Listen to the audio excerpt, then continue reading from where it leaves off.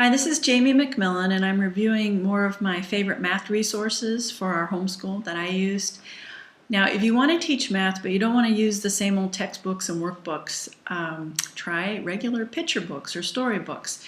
One that I did with my boys when they were like 8 and 10 is The Number Devil, a mathematical adventure by Hans Magnus Enzensberger. We sat on the couch every day and we read a little bit of this at a time, a chapter at a time, and they loved it. They couldn't wait. They loved this.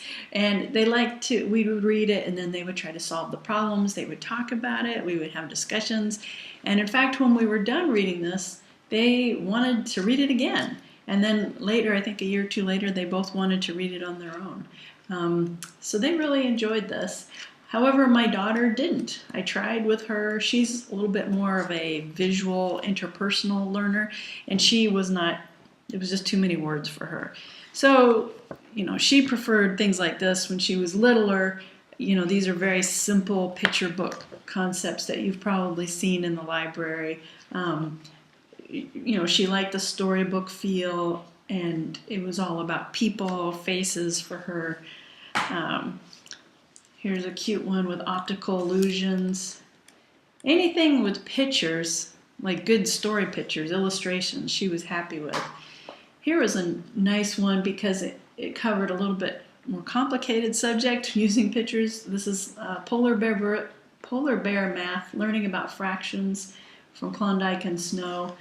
And of course this, she just ate it up. It has little baby animals, it had story, it was related to real life.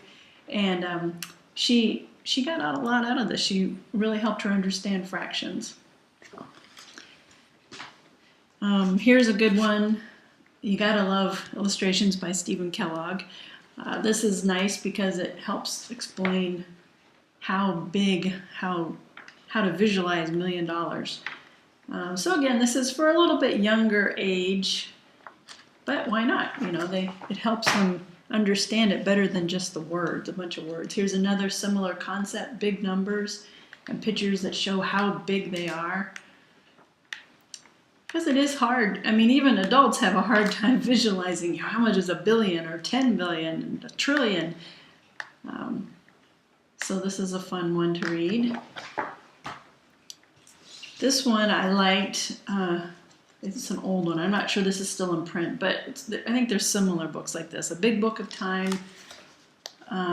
So this helps visualize the different units of time, starting with a moment, going all the way up to, ages, eras, and light years, and everything in between. So it's got some nice pictures. And these big books are fun because they really help you see more. I think they can do more with this format. And one of my daughter's favorites is this one, Russell Ash Incredible Comparisons. She could just sit and look at this one all day long. So she would open up these pages and look at the pictures and comment.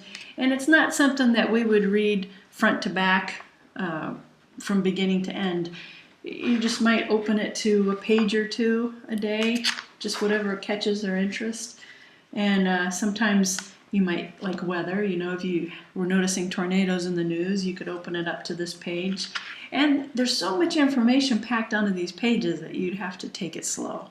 And she loved it. She loves this book. So plunder your library, go check it out, use interlibrary loan, find every book you can, and just remember that some books will appeal to some kids and others will not. Thanks.